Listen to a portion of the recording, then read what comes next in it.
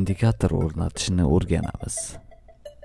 Buning uchun biz MetaTrader dasturini ochib olib, faylga kiramiz va mana bu joyda MetaTrader dasturining papkasi turadi.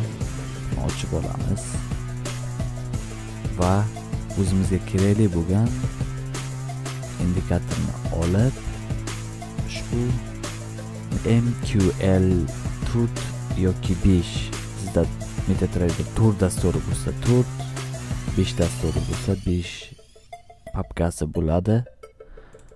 Ushbu papkaga kirib, mana bu indicators papkasini ochib olamizda, indikatorni ushbu papkaga ko'chiramiz. Mana ko'chirildi va MetaTrader dasturiga bir marta restart berib olamiz.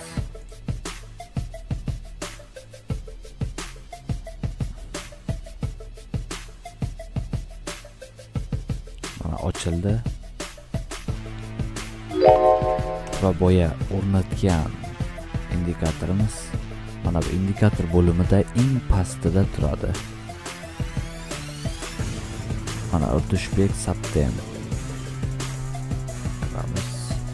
Okay. Mana indikatorimiz ishlab turibdi. Xayr, salomat bo'ling.